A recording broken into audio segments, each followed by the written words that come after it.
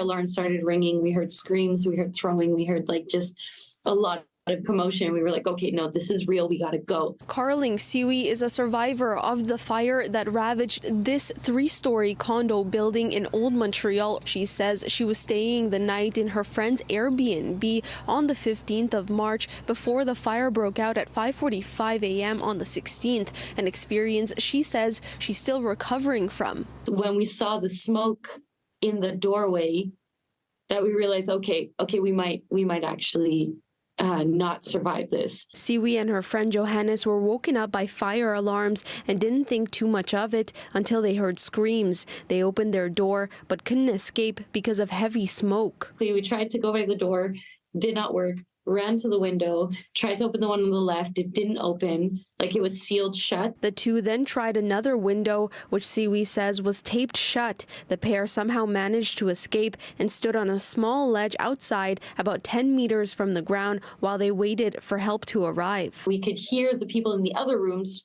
trying to get out, and they basically had to use objects to break their windows open because all of their windows were sealed. Firefighters eventually got her and others standing on the ledge down. She says just 3 minutes later, the flames had taken over the second floor where their Airbnb unit was located. She and Johannes were taken to hospital and treated for smoke inhalation. Sioui says although she's lucky to be alive to tell her story, she could have easily been one of the many who didn't survive. It was so incredibly I don't have any other words but disgusting, because there were rooms without windows.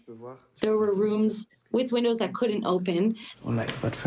All 7 victims have now been identified. Airbnb has since announced it will remove all listings in Quebec from its platform that do not have a permit from the province to legally operate. Sioui says the smell of smoke or the sight of fire still a trigger for her, and that something like this should never have happened. Many people are responsible for this, and I know that they keep throwing the ball at each other.